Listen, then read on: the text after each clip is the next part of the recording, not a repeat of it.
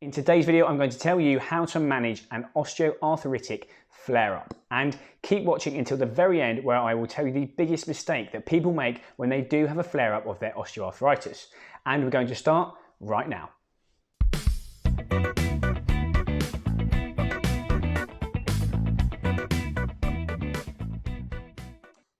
We know that osteoarthritis is a long-term condition, and as a result, many of us will have a baseline level of symptoms that, well, we expect. But a flare-up is a significant spike or increase in your symptoms compared to your baseline, and it is normally characterized by an increase in pain, stiffness, or swelling. There is no doubt that flare-ups are inconvenient, worrying, concerning, and, well, downright painful. But it is important to know that they are normal. Flare-ups are a normal part of how osteoarthritis reacts, behaves, and presents. And hopefully this in itself can provide you with some reassurance if you have one.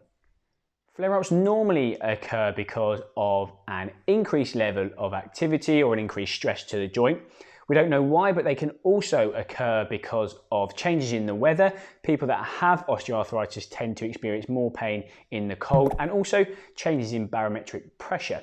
We know that things like weight gain and infection can also cause a flare-up.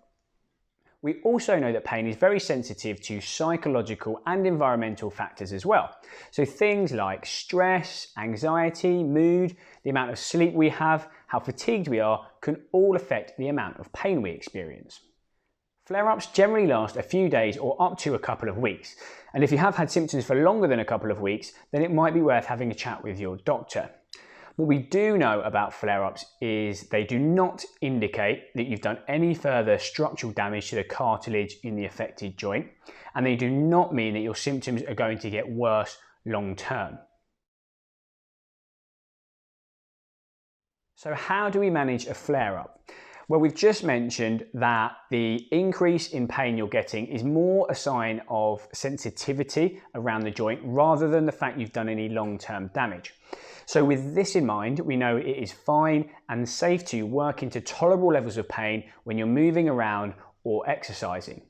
The key here is to monitor what happens over the following days. So if you do have some pain with an activity and the next day it's a little bit achy, a little bit stiff and sore, but it settles down after 24 or 48 hours and it's tolerable, then that is an appropriate level of discomfort to work into.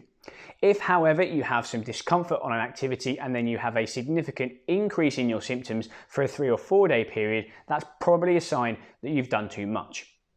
If you are completing an exercise program to help with your arthritis, then what you might want to do during this period is ease off some of the harder exercises, maybe some of the strength exercises that put the joint under more stress, and stick with some of the movement exercises or stretches that just help keep the joint mobile. Now, we all have fluid in our joints, and this synovial fluid is designed to lubricate the joint and help it move more freely, but it also contains a lot of nutrients that will help with the healing process during a flare-up. But the caveat here is that it only really gets secreted enough if the joint moves, which is why avoiding resting completely and trying to keep the joint moving if you have a flare-up is advisable. Other considerations that you might want to think about to try and make your exercise program easier would be the frequency, so you could try and do it less times during the week. The reps and sets, you might want to do less of those when you're completing the exercise. You may also want to think about load. So if you are completing a squat with weight, for example, you may want to complete the squat without any load. You may even want to complete the squat supported, so you could hold on to the back of a chair or your kitchen surface, and you could even complete the movement through less range.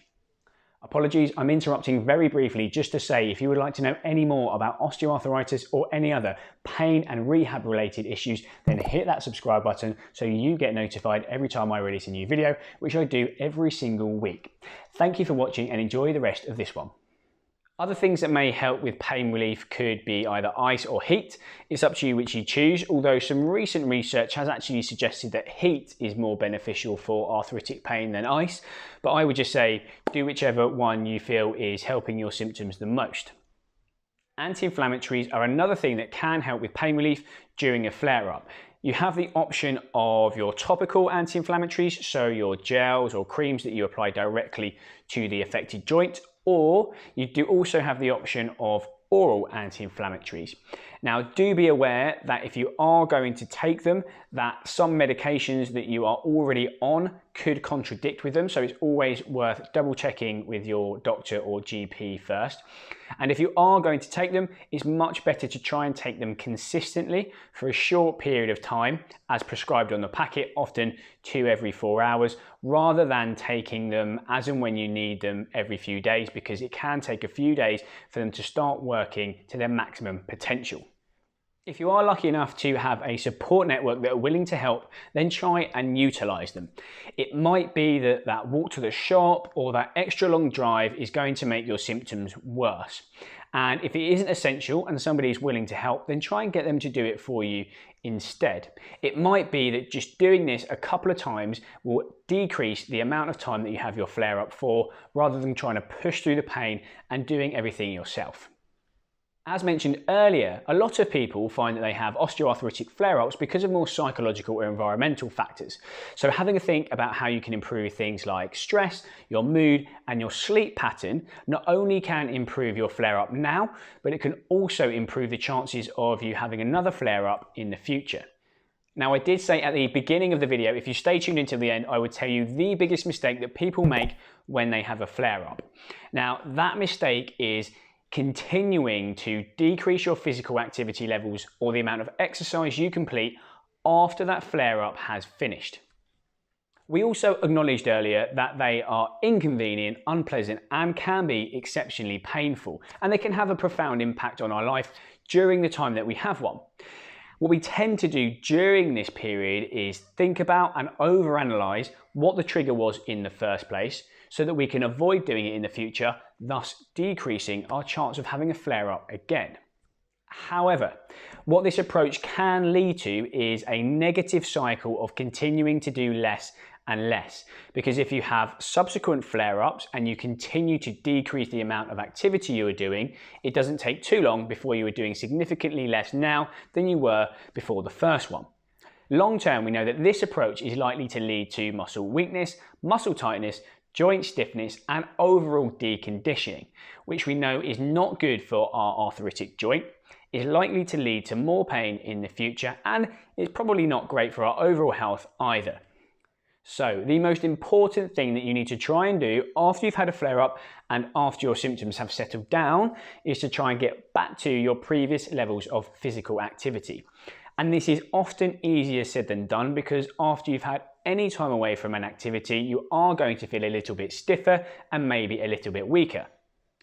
A sensible approach would be to go back to your activity at a slightly lower level than you were before, a level that you feel comfortable with and a level that your symptoms can tolerate, and then gradually build this up over a period of weeks to the point where you are back to what you were doing before.